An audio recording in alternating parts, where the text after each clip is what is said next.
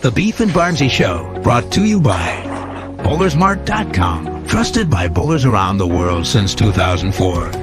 By Lightning Strikes Bowl, home of Bowlers Mart Pro Shop. By Platinum Ford, drive the difference. By Fire Lake Bowling Center, 24 state-of-the-art lanes. By True Grit Coatings, drive on our passion. By Road to Grip, king of them all. By 900 Global, striking worldwide. Good morning and welcome to the Beef and Barnzy Show. We're going to try something a little different today, and as usual, I am joined by internet personality and today's bowling dummy, Stu Williams. How are you? Oh, it seems you're frozen right now, so we got that going for us. That's a good start. Always tricky when you do some things live like this. You never quite know what might happen. So, okay, well, I think it's working now. Can you hear me? I can hear you. Okay, good. So I got rid of the bowling center Wi-Fi, and I went back to my phone. So we'll see how that goes. But I'm back here at Mel's Lone Star Lanes. It's fairly busy this morning, but I've got a little section to myself at the minute. So hopefully that can continue. Sporting my new Cool Wick shirts. Yeah, I like this. We're going to get to see the back of them and all the new logos and the things that go along with that. Like I said, we're going to try something a little different today. We're going to do some basically kind of go through a practice session. How you practice, kind of what your progressions are, what you would do when you have new equipment, and how you differentiate good and bad balls and where they fit, and things. And then the last thing is you're actually going through a little bit of a grip change, so we'll talk through some of the things that go into that and what you use to determine whether is it a good change or a bad change, and how that plays out. So yeah, so I mean, it really depends on what you're trying to work on as to how you practice for me. Like exactly what you were alluding to over whether you have issues with where your balls fit, or whether you have more of an issue with a particular part of your game that you want to add to. Yeah. So like a couple of years ago, I had a real issue with bowling straight. Like I got sick and tired of getting my ass kicked on the European tour by ladies, specifically Nina Flack, and none of the guys could bowl straight. So I figured that if I worked out how to do that, that would be a differentiator for me for being, competitive, principally. So basically I went into the bowling center for 3 months, and that's literally all I ever did was just bowl straight. And you've just got to commit to, making the changes and a lot of it's trial and error, because there isn't really necessarily a hard and fast way. Like the way you see bowling straight and the way I see bowling straight aren't necessarily the same thing. So I think for me, the main thing is repetitions. But for other guys, that might not be the case. I mean, for me, it's definitely quantity is how I try to groove it. Yeah, for sure. I do want to go to the comments because something that happened here in the last couple of days. A friend of both yours and mine, Thomas Lee Anderson, after a prolonged battle with brain cancer, passed a few days ago, and a good friend to a lot of people, a big contributor to the sport in a lot of different ways. He was a great competitor, and obviously World Bowling Hall of Fame and all those things. But I think his impact was even greater, and how many people he touched has come out pretty significantly on social media in the last few days. Yeah, definitely. I mean, I have one fun story that we can share about Thomas that maybe might make a couple of people smile. So he went over to the high roller, him and his group, one year. And this was quite a long time ago because they were still paying out in cash and everything. So anyway, they have a really good week, And when they count up the money, they've got about $75,000, I think it was, between them. So they're coming back with this money, and it's in his backpack. So Thomas gets on the plane and he sits down, and he sits on his seat on the plane, and he's like grabbing the backpack, and he sat there with the backpack on his lap, like you would be. And the stewardess comes along and says, "You need to put that in the locker for takeoff." And he goes, just shakes his head. No, no, sir, that's got to go up. No. So eventually she wrestles it off him and she puts it in the locker. And Thomas was laughing, saying that he just spent the entire takeoff just glaring at the locker till the fasten seatbelt went off. He went ding, and then he got up and got the bag and sat back down with it. Oh dear! So that was one of the fun times that he had. But yeah, I mean, I bowled with Thomas in the Weber Cup the first time. He was Thomas was one of the best players I ever saw for a guy who never really practiced or bowled. He would just turn up at a tournament, and it was so infuriating to the rest of the Swedish guys because Thomas would be like, "Yeah, I haven't really been bowling very much. Yeah, I don't really know what these balls do. Yeah, I qualified in the top 8 again." He had such natural talent, and he also had such a rock solid physical game that he didn't really need to practice that much because his fundamentals were so great. And I mean, you only have to go through Facebook to see what a great person he was, and all of the people that he had special relationships with, and all the people who looked up to him. I mean, he'll probably go down as maybe after Mats Carlson, currently Sweden's best or second best bowler. I mean, yes, was pretty hot on their heels at the minute, but yeah, he's it's a very sad loss for the bowling community. He did a lot of clinics that's helped a lot of those younger players who are on the national team now, and all round superstar bowler and superstar person. Yeah. A sad day for sure, and we wish all the best to him and his family.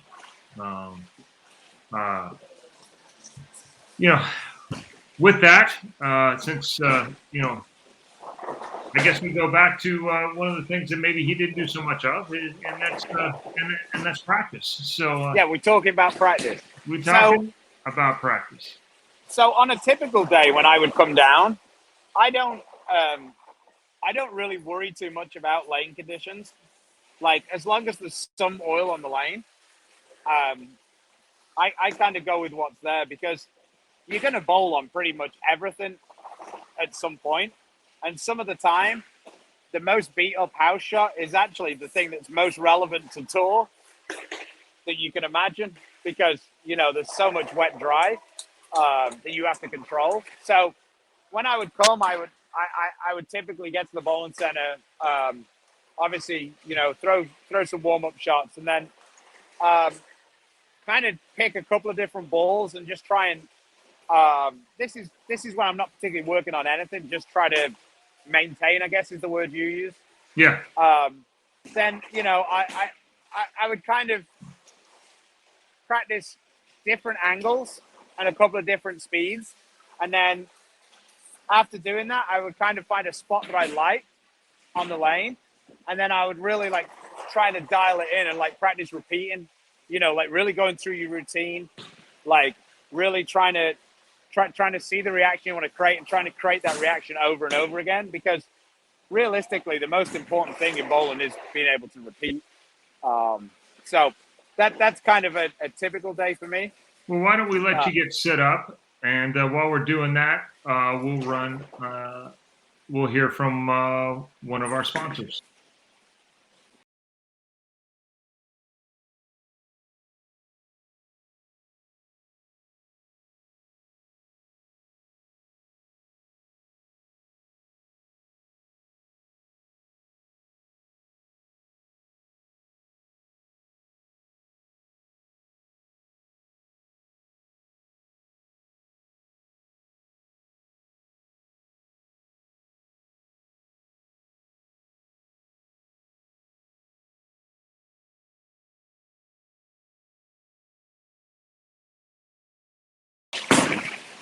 you see now we got the lane set up.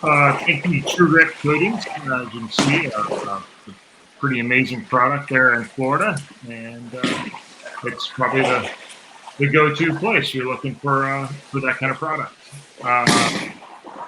Let me just move you over. What's that? I said, let me just move you over a touch so I'm not completely in the way. Going to be at the Plano Term for the Veterans on November 14th. I will be in New York, actually, on my way to heading to Dubai for the Senior World Championship.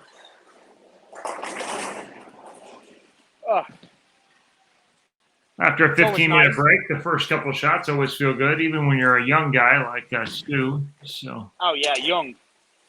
Chad Murphy asked my wife last night whether I was close to 50.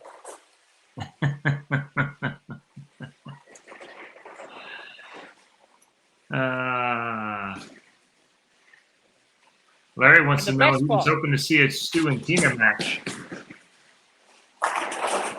Yeah, we gotta set another one up. I'm gonna try and get revenge. I guess with some of the new releases coming out, we might figure it out. Maybe with the new Idol. I don't think she wants none of the urethane match. Now, when you start out practicing here, you're playing a little bit further to the right. You're up around 12 or so. So right now, I'm trying to get pretty close to the friction, almost as close as I dare, and really keep my roll forward. I feel like if I bowl close to the friction like this and I do it, then it's very easy to see instant feedback over whether I've got my roll going forward or whether I'm getting around it too much. Because obviously, if you get around it playing this close to the dry, it's going to go sideways off it.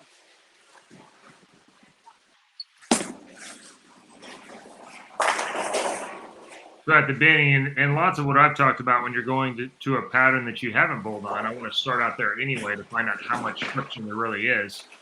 But at the same time, not only is Stu practicing on his straight game, he's also practicing on his releases here. You can hear working on being able to go a little more forward, controlling how much the ball hooks off that friction. And that was a good one. He's going to start transitioning a little bit left. Sympathy messenger as well. How can you get better than that? And you're at Mel's. You're at Mel's, right? Yeah, Mel's Lone Star Lanes with the old twister pins. The feel good factor until you actually need a strike, and then it's a 4-9.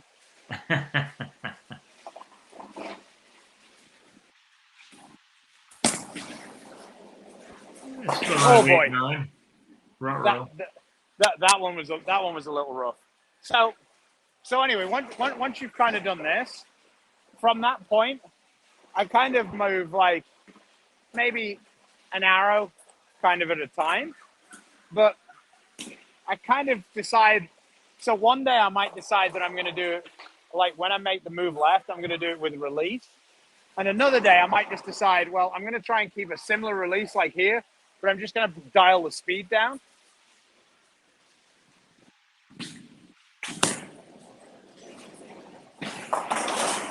And I feel like for me, if I mentally go through those exercises, I feel it allows you to add tools to your bag, but you also get to see, hey, at the minute, my speed control is garbage, but my direction of roll, the control on that is much better. And sometimes, for guys who are versatile, the most valuable tool is actually knowing what you're doing well and what you're not doing well. Yeah. So you can kind of eliminate those options. Because to me, it's really overrated being able to do everything you can do everything at a 4. Like, it's kind of irrelevant. It's not useful. So right now, we'll try and use a bit more speed because it seems like using less speed isn't working for me, and I'll use more axis rotation.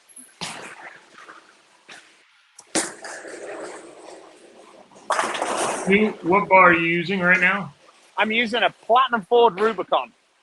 Platinum Ford Rubicon. I actually, I'm not messing with you for the sponsors, although we really do appreciate them. It literally is. You see that? Yeah. Platinum Ford Rubicon.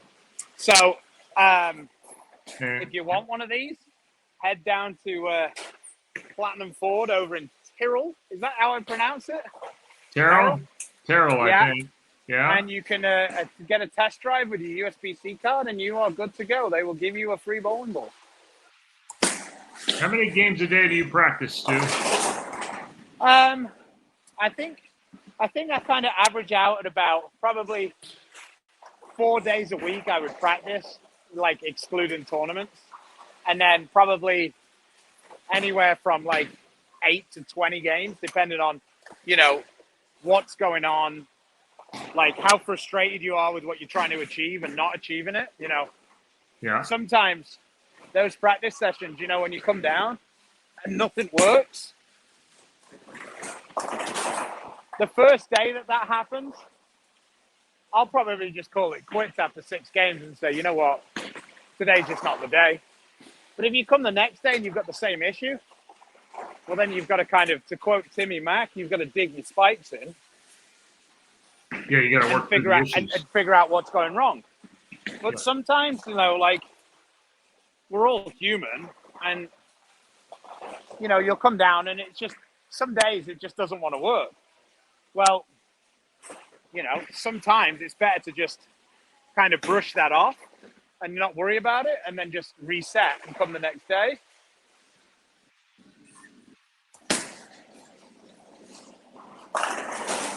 There we go. So dialing in the trucks a little bit.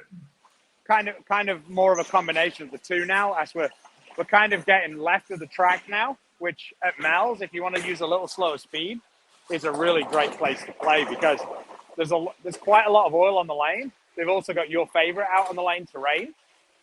So it's not as easy to really send it through the track and get it back from a long way right.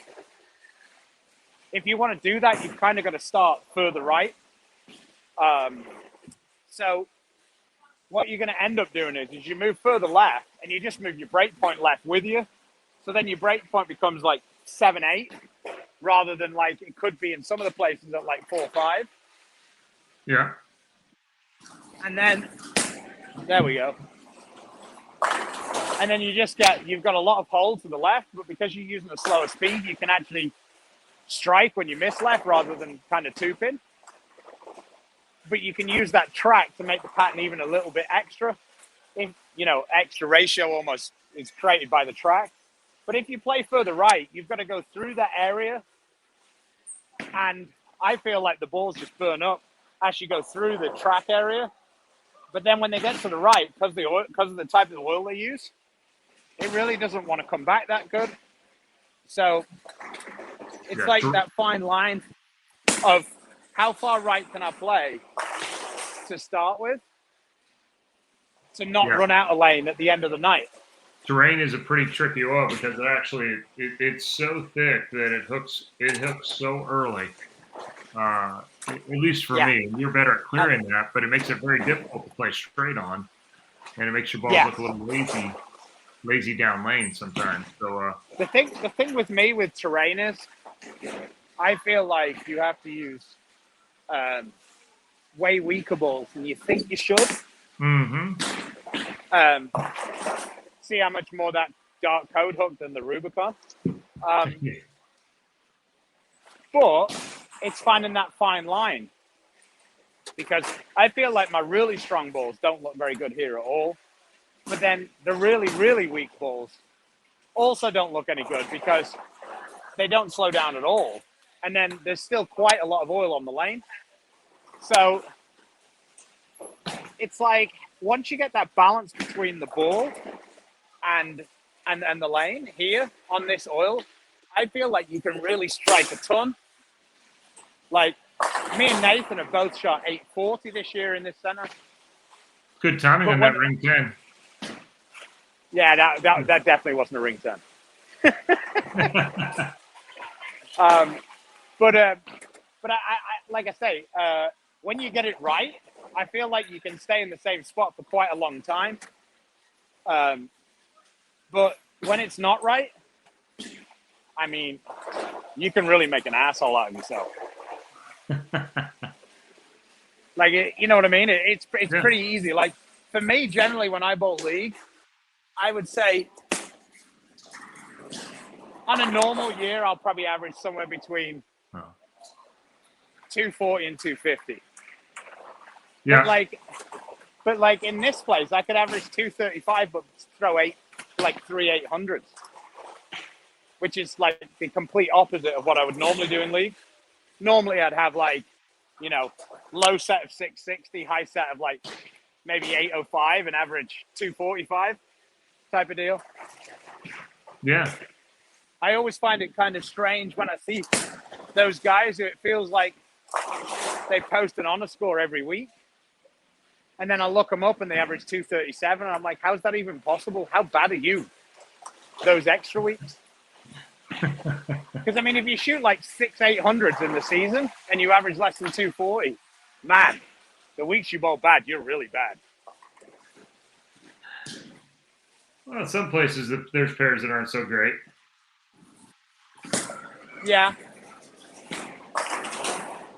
No, I get it. I'm gonna let you breathe. I'm gonna let you breathe here for a second. We're gonna hear from another one of our sponsors. Okay. Mark Baker here. Are you struggling with your game? Do you need another set of eyes? Is there that one thing in your game you just can't fix? Please let me help you. Go to markbakerbowling.com, click on virtual lessons, and follow the 3 easy steps.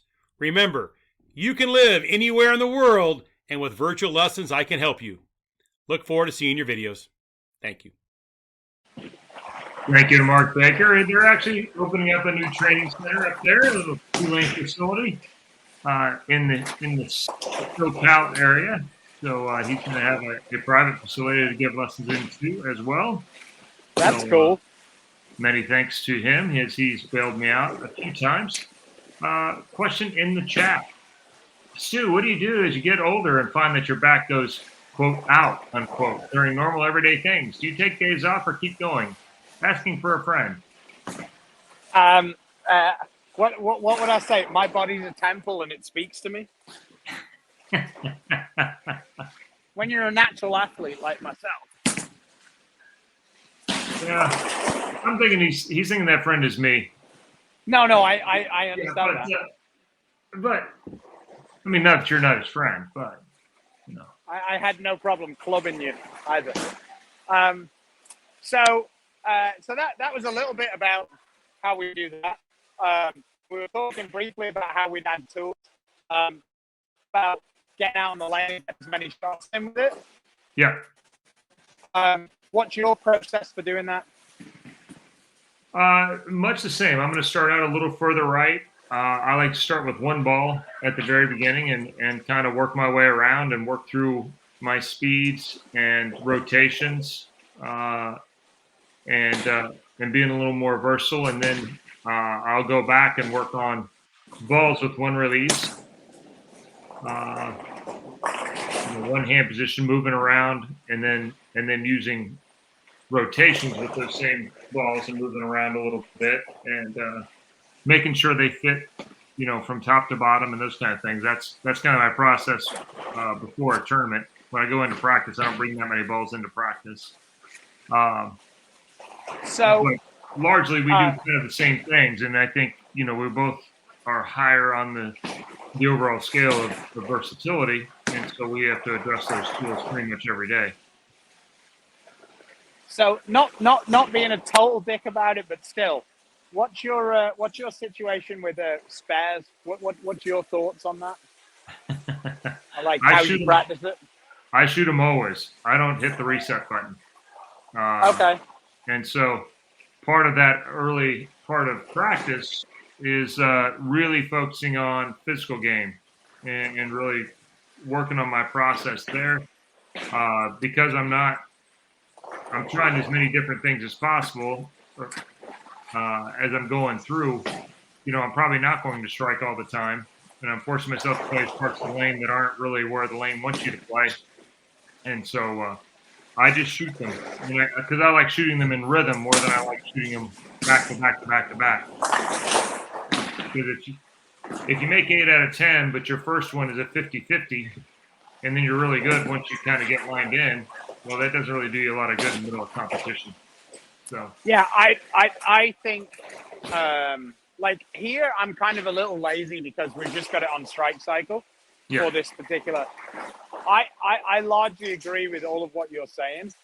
The main thing that I feel to be the world's most pointless activity is throwing at the 10 pin at a full rack, because you never shoot the 10 pin when the other pins are there. So it's not the same, for one.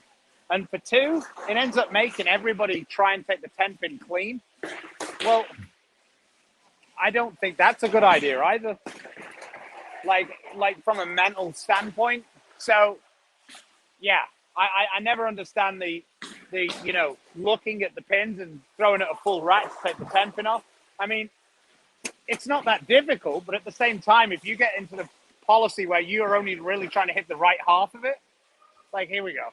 yeah, you're closer to missing it than making it. Like, see, like, I would never miss a 10 pin there by that much if I wasn't going to a full rack. And you just Right. get into that mindset. Well, I mean, I could hit the 3 pin from where I stand and still hit the 10 pin. But if I did that throwing it a full rack, I'd feel awful. But Yeah. the only thing you have to do is knock it over. Yeah, the general game is you're playing it to where you make it without hitting the 3 pin. Yeah. No, 100%. But if you throw it really straight, that actually you can hit the 3 pin and still make the 10. But yeah, you actually want to. If I was to double tap the 10 pin, you'd hit the 6 pin every time. So, Yeah, 100%. So, and that's kind of like my issue, and a little bit with this, like I could set up the 10 pin, and like I could religiously keep throwing at it. But I feel like if you've got good physical game, like the 10 pin, sparing the 10 pin isn't in any way difficult. It's the mental process that you go through after you miss to get your brain realigned to shooting the spare. It's not the actual activity of throwing the ball. I mean, if you hit between middle and third arrow, you're going to make the spare. Like, that's kind of how much error you have to hit to make the spare. It's the process you go through after you get like kind of disappointed that you didn't strike and like refocusing on that shot. So yeah, I'm a big believer in what you're saying. Like, you set it up and you bowl games and you just shoot the spares. Like, yeah. like it's real time. Yeah, part of my practice is playing maybe the wrong ball from the wrong part of the lane and making it work, which means you're going to leave some spares a lot more than you normally would on the house shot. Love Jones, though, disagrees because in League there's a lot of jackpots where you have to hit a certain pin count and for a lot of money. So practice is practice, at least how I see it. No, I mean, you're practicing for your environment in that case. If I practice an environment where 7 paid more money than making 10, then I would figure out a way to get 7. But so 100%, you practice on the things that affect your everyday life and your environment. In our case, that's not really ever in play. Yeah, no, I don't think the PBA are going to start a 291 jackpot. Well, you never say never. So anyway, so just recently I went to Arizona and I started throwing somebody else's ball, and I felt like my rev rate was higher, and we're all about that, despite the fact that Frankie keeps doing really well with the lower rev rate than everybody else. I figure that the reason why that happens is that's just in spite of it rather than anything else. Like, I think that's more evidence that I need a higher rev rate. So I made a bit of a grip change. I mean, quite a significant grip change, in fact. It's going to maybe be a little bit difficult to tell here, but I've got a UFO alert here with my old grip. And what I'll do is I'll move the camera up a little bit so you can kind of see the lane a little bit better. So I'll throw one and then I'll tell you what I've changed.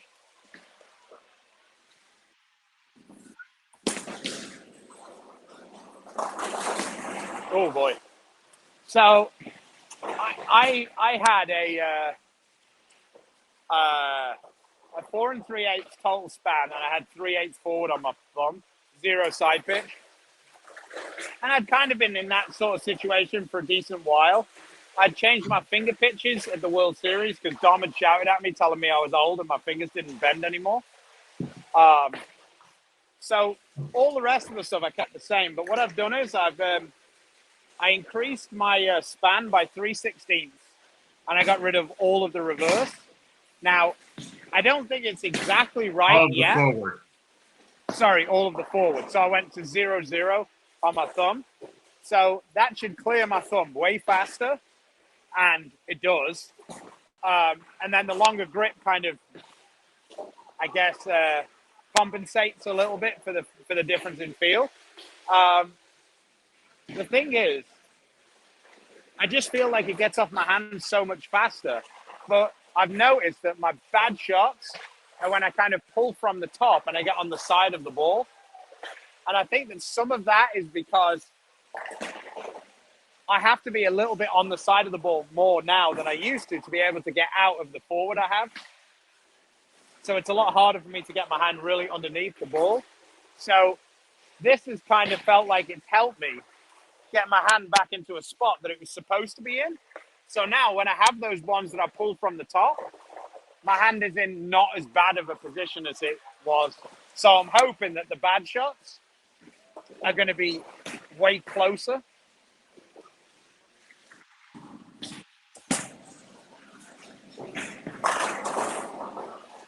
And I also feel like the very first part of the lane, the ball starts to pick up a lot better than it had been doing before. What do you mean by better?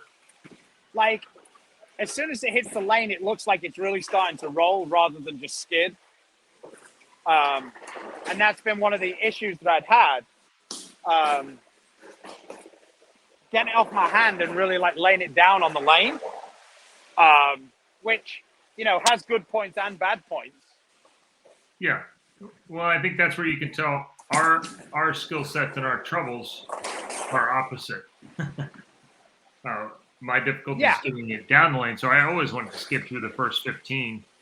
And really what you're talking about is it's still skidding through the first 15 to getting to where it picks up in the 20 to starts to get some traction there so your break point doesn't go by it.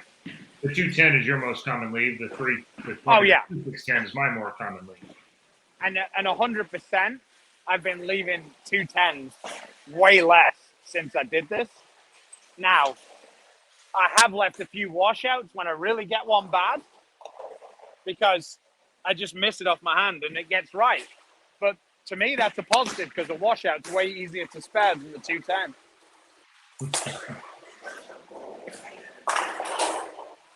But anyway, that's the new fit right there. And the thing for me is I'm in a fortunate position because I have access to pretty much whatever balls I need. So I drilled one ball when I was in Phoenix, and this will make some of the people laugh. This is what I drilled. An Eternal Cell. 2015 serial number. So I drilled one of these as kind of my test ball. And I took it down to the bowling center and I was throwing pins everywhere. And I was kind of like, it still wasn't right. I made the middle finger just a slight bit shorter. But it was just an amazing difference, you know, to see it visually so quickly. And it just feels like the ball spins so much faster, like the rev rate so much higher. And we were bowling in Phoenix. You'd have loved it, Chris. They had one of the I think they had Current down, which is one of their thinner oils. The ball was like flying up the lane. It gets so far right and it will come back because the ball stores so much more energy. That's Pro Ambulane too, right? Sorry? A lot of Pro Ambulane centers in Phoenix too. Yeah, this was a Pro Ambulane as well, yeah. But like I say, it was immediately to me, it was different going through the pins. And given how my results have gone since 2018, I kind of wanted to see different, because you come to a point where you're trying to improve your physical game or whatever, but it's obviously that you're just not doing the right thing, because you bowl with guys who bowl great, and you're like, they're not throwing that many less bad shots than I'm doing. It's just every one of their good shots is a strike. And I haven't been able to say that for ages. So I came home, I made that slight change on the ring finger, went just a hair shorter, and I drilled so I've got 3 balls right now. I've got the Platinum Ford ball, the Rubicon. I've got a Phase 2 because, well, the Phase 2 is the go-to ball. And then I drilled a dark code. It's kind of like a quicker option. Now I'm probably going to add a couple of weaker balls and kind of go with this for a couple of weeks and see how it goes, really, because it doesn't feel like I'm like significantly worse physically throwing this. And like I say, when it hits the pins, it seems like it's just 100% better. So I don't know how anybody else would go about doing that, because obviously it's a little more difficult, but they would probably have to just go with 1 ball as a tryout, kind of how I did to start with. Yeah, historically, and I don't do a ton of fit changes so much, but I do some physical game changes. And one, like you said, how it feels fairly quickly. If the good one doesn't feel great, then I'm probably not really working on the right thing, or it's not the right fit. And then once you kind of get used to it, especially with fit, pretty quickly your shot reps don't go up. What's the bad one look like? That's part of it. And then how many times can you throw the good one, and how consistent? And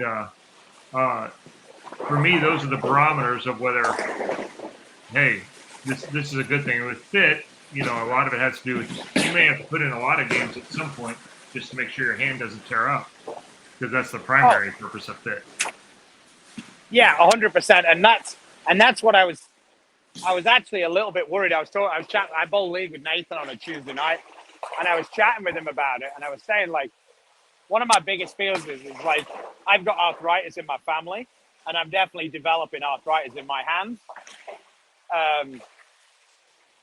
And my fear is with it being longer, how much more pressure is this going to put on my hand?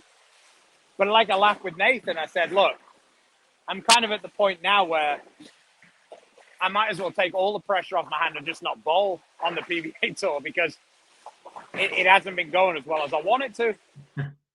So, you know what takes a lot of pressure off your hand? Throwing less spare shots. There's some truth to that. Tina has a good comment here, I think. This goes in with Alan's comment. We hadn't really got to it. It says, I find my focus goes away after about half a game. Then I move to, throwing his opposite hand between the legs stuff, just because he gets bored. What do you do to stay focused? Well, it sounds like he's a lot like Oscar in that regard. Wouldn't you say? Yeah, I've practiced with Oscar a couple of times. Yeah, got a little. It's not really AD, but he's just got a really busy mind, so he has a hard time. Like for me, I don't find it very difficult, because I really like bowling, and I'm trying to like, I guess because it's my like legitimately my job. When I come down here, if it feels like shit, then I'm still going to dig through it, because there are plenty of things you do in a real job, or so I'm told, that you don't like, and you have to keep doing. I mean, me and you can't really relate to that, can we, Chris? No, not really. Different. My wife tells me all the time that it must be nice to have a fucking holiday every other week to go bowl. She says she really likes listening to music when she bowls, and that's kind of a good thing, because it stops you being distracted by the other people around as well. Yeah. Yeah, for me, I also need to have some goals when I show up, and then as the scoring pace went up on tour, I actually had to start keeping score again,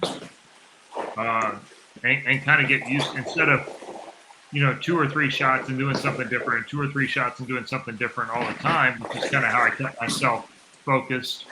I actually had to keep score and start bowling some games in there for score, to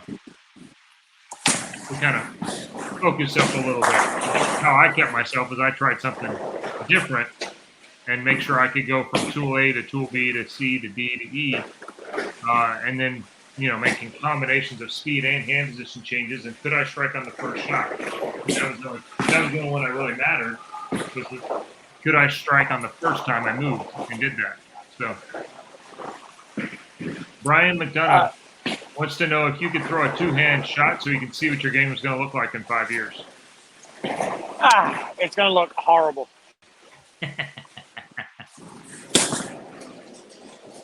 There we go. 1-800-QUIT. Hashtag all out. Josh says, morning, guys. Do you like bowling on the beat of house shots? Whenever I get to Mel's, there seems to be already cliff. Yeah. Like I say, the thing with the beat up house shot is when they're really cliff. For me, that's actually better practice for the PBA Tour than a lot of things. Because although it's not quite in the same extreme, it's really good being able to see what you can do with your ball and your roll to be able to make it strike in the oil and to make it strike throwing it at the dry. And like what works best for you. Yeah. This lady likes the microphone a lot. And if you have we actually can't, we can barely hear it. So it's not a big deal. The other thing is do you have a tool that makes it okay out of both?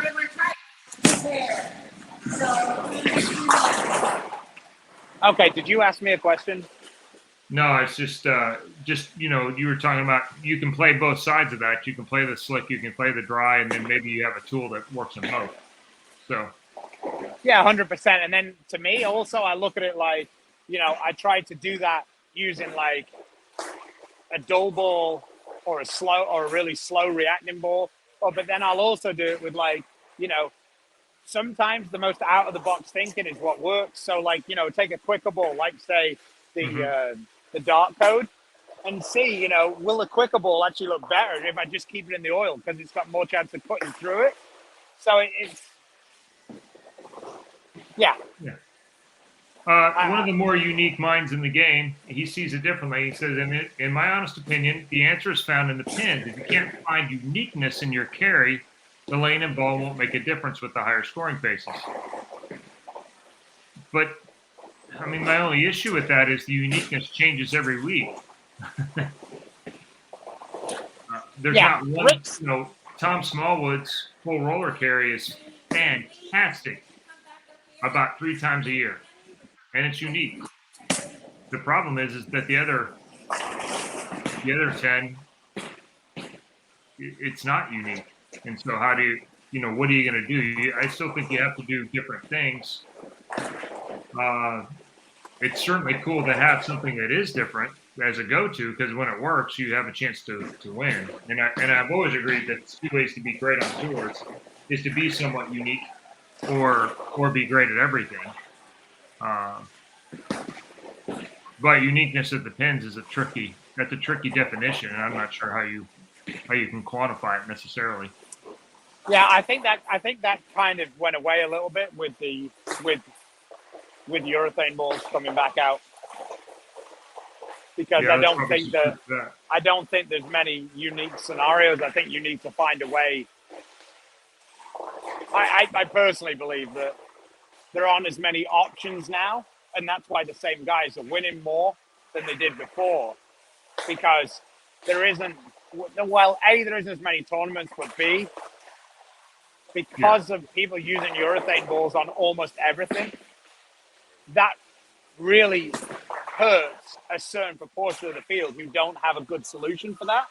And conversely, it really helps a large proportion of the field who are good at that. Yeah, So, because it takes reactive balls out of play largely. I do believe there's centers that like angle, and there's centers that like speed. And determining, that's largely like Rick talks about the pins. If the head pin comes back and hits the 10, you can throw it about as hard as you want. Chris Braithwaite the shit out of that 9 pin then. And then there's places though where you have to, if the head pin won't hit it on the way back by, then you have to get the ball to go through them and knock them over itself. And being able to do both those things is key. And that's the point I was completely agreeing with you, Chris. But I think now, because of the urethane, it's way harder to do that because in a bunch of the places you can't create more angle because there's so much carry down. And also, the balls are always the last bit, the ball feel like it, in a lot of the places now, the ball's always skidding into the pins. So it's that's the hard scenario, I think. Yeah. Brian McDonough says, thanks, man. Don't give up on that two-handed thing. Yeah, I'll keep practicing. Oh, so did you see Tom Smallwood's picture yesterday on social media? I guess you probably didn't. I did not. He had a picture of the door that said Smallwood, cast and crew only. So they just started filming today or yesterday. And Charlie Herman says, happy birthday to Tom as well. Hi, Chris Prater. This is a 9 pin today. There you go. New T-shirt.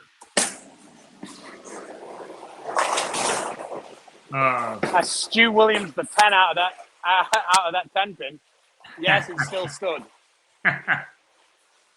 So Team USA went away today, didn't they, or yesterday, or whatever it was? Yeah, yesterday. I think the national teams are heading over to Dubai for the World Championships.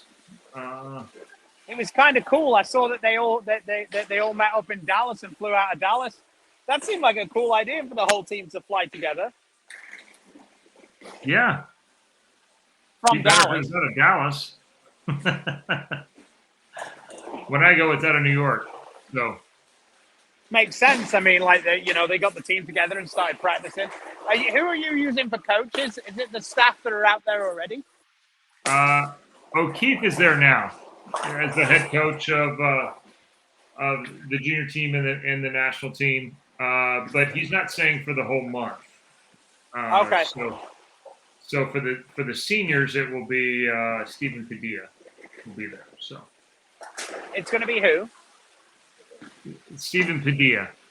Oh, Stephen Padilla. Oh, okay. Yeah. Also known as Brenda's husband. Yeah, occasionally, yes.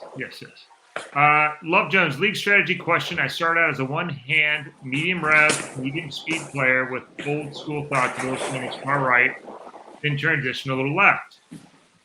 With being a two-handed high rev, medium speed, I struggle thinking the old way, but everyone's scoring is starting about third or fourth arrow. Old school, you did get to play a little further right, especially in the short oil era where the gutter actually hooked. Now the surfaces everywhere are fairly old. What's going on is about as new a surface as you'll ever see. But pretty much anything over 6 to 8 years old, the track's just going to hook enough that with that much rev rate and without the ability to really become speed dominant through release or speed, adding more speed, you're going to end up at third, fourth arrow because the gutter is effectively 8, 9, 10. And so that's the new normal. I think the answer's in the question, though, when he says, I struggle to think, but everyone is scoring is starting at third and fourth arrow. Yeah. If you can't beat them, join them. That's the thing. When we bowl on the PBA tour, we can think that one thing's wrong, and that's cute. You can just go broke, thinking that's not the way you should play the lane. Because if everybody else is doing that, then you're just going to get run over. The Like, soapbox it's doesn't pointless pay having much. an argument. Yeah. Tom Murphy wants to know, is there a class at WSU that teaches you how to tip 4-pins?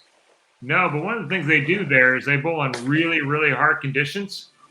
And when you bowl in really hard conditions, you learn how to get your ball to go forward to control the back end of the lane, because the union there is really difficult. And so occasionally when almost 5-7-10. when that carries forward, that becomes a tool where you get your ball to roll there, and it does bring the chip 4 into play. Steve Davis wants to know if I'm approaching senior versus regular tour. Yeah, they're completely different. They're completely different challenges. For me on the senior tour, I always have oil because I can be left to the field anytime I want. The pattern's a little softer, so there's a little more wet dry. Much more of a league type setup, equipment wise. Not really league, but towards that direction versus tour, which is I have most of the field to the left of me, and I need different, and the patterns are flatter generally speaking as well. So this is going to be another difficult thing for me, and this is why I talk about sometimes it's better to commit to something for a couple of weeks and see if it works, and like really have a bit of an arsenal to go with. Like just throwing this dart code now, every time that I saw the reaction I was seeing, I just got softer and softer with my speed in my hand, and with the way my hand was coming out of the ball, that was the answer. Like the ball just did what it did, and it would go through the pins. Now it's the exact opposite. I'm going to be way more aggressive with my hand, which is way more, I think, what looks like is the better option to bowl at the minute. But whenever I did that with my ball, I just made it just so like violently skid snap, with the old grip.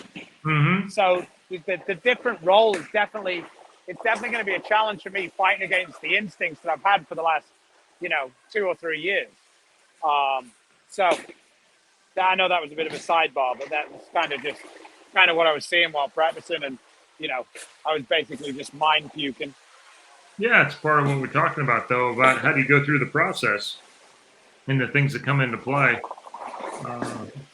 when you're doing that. Love Jones, let's suggest starting mid to low end ball, third to fourth air, or big ball and out left everyone.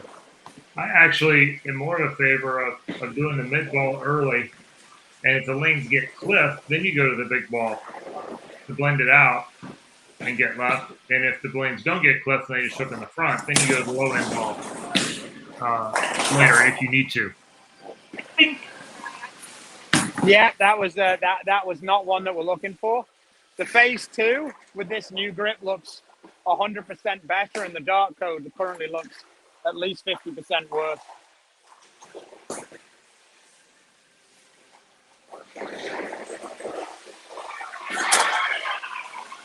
Rick Benoit, of course, the carry is different every week. The pins have always been the highest priority, in my opinion, which I find tremendously ironic because I think Rick has seen the lane maybe the best of anybody and been able to articulate it to a lot of players about as well as anybody I've ever run across.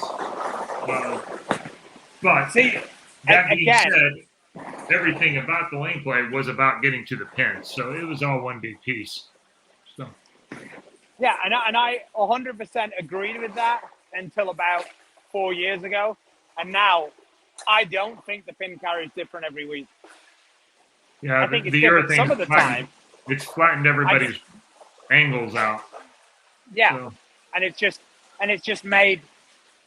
The problem is the pocket got so much smaller for the one-handed lower rev rate guys in general, and it got so much bigger for the two-handers, because now they can miss as far left as we can miss with the urethane, and still like how does someone with a 500 rev rate trip a 4-pin? Well, they bowl on tour with a urethane ball. And they get the light hit on the other side of it. So that makes it just that's the crazy part. I mean, I remember Oscar talking several times about having arguments with Walter Ray over what the pocket was.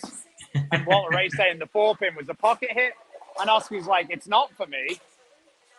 And then he threw a really light hit, and Walter Ray's like, well, I wouldn't count that as a pocket hit. And Oscar's like, are you insane?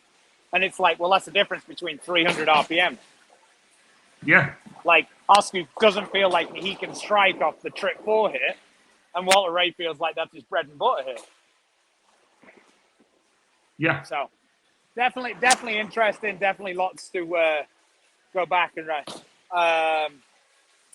What would you say about the PAP and how to drill it when you change your hand releases? See, you don't really change your PAP very much. Like, it feels like you massively change it. You can maybe change your tilt a little bit, and you can you change your rotation a bunch.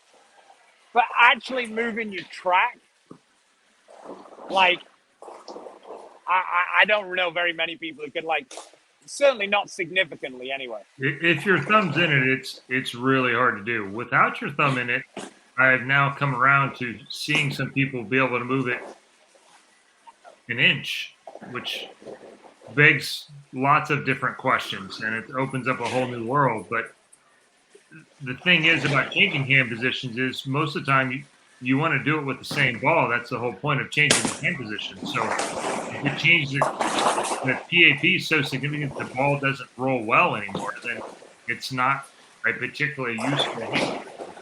So On that note, has anybody you've spoken to figured out how to move their PAP and actually mean it?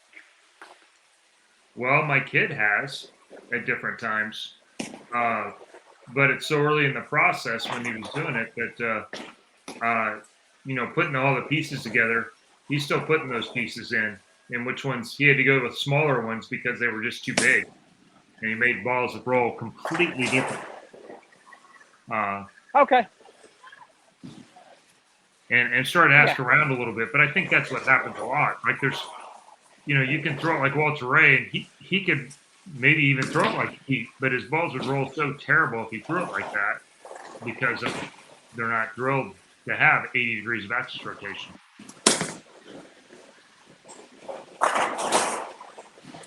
So not bad for a 6-year-old ball, that one. There you go. But it's true, Stu's getting urethane flooring installed at his house. So, we may be having a True Grit come out. Who knows? We may make a trip out west from Florida. With all that, I think we're going to wrap this one up. I appreciate you guys coming in and kind of walking through and asking questions. And if you like something like this, let us know. We'll try some kind of version of this again or something like it. Everybody liked this because they didn't really see my face for the whole episode.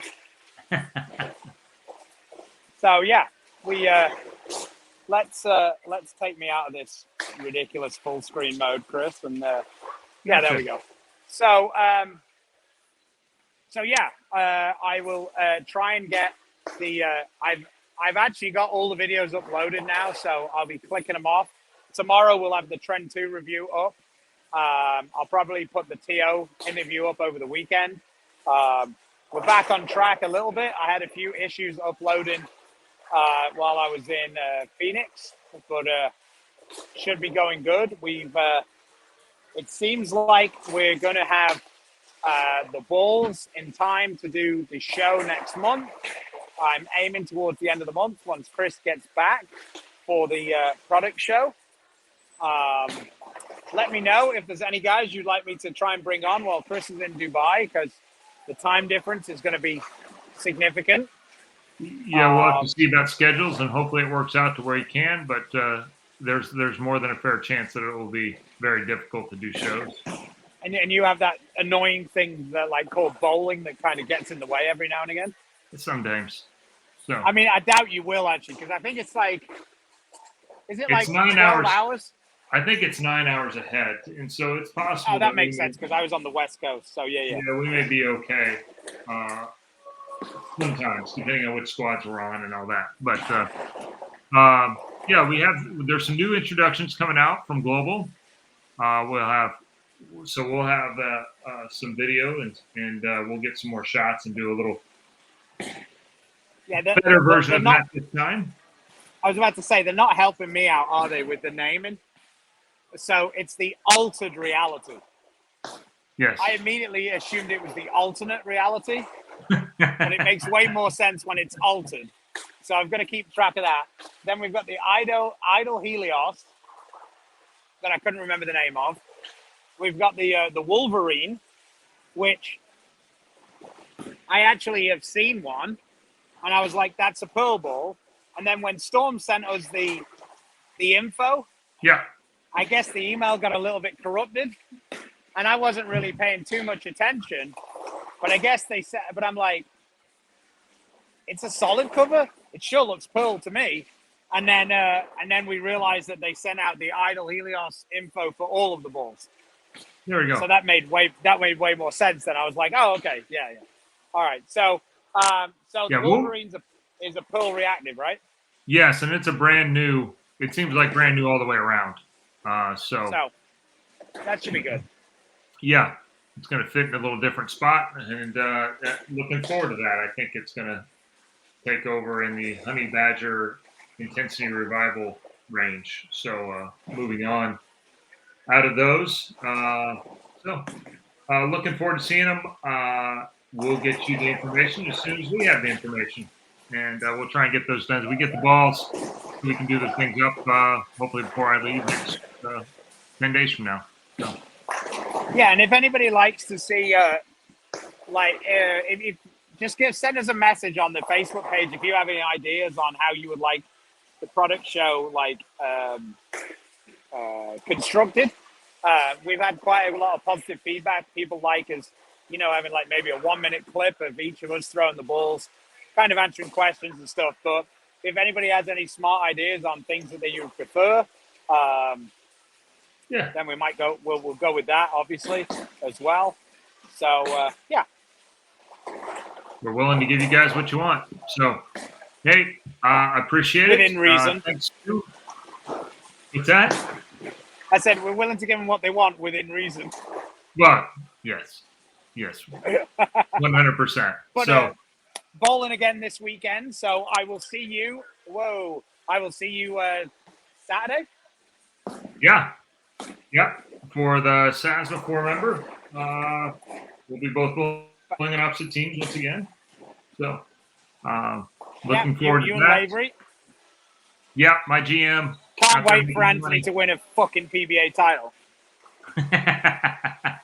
Slow this shit down. If he wins one of the extra frame events, it's going to be the most expensive title ever. Yeah, you might be right.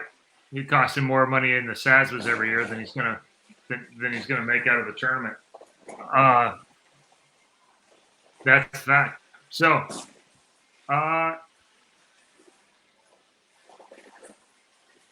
there's something about discussing shoes. We'd love to, as soon as the port can actually get them out. We'll be happy to discuss new shoes. Like everyone else, we're still waiting on getting them because they're either on a boat or in a container or somewhere out there in LA.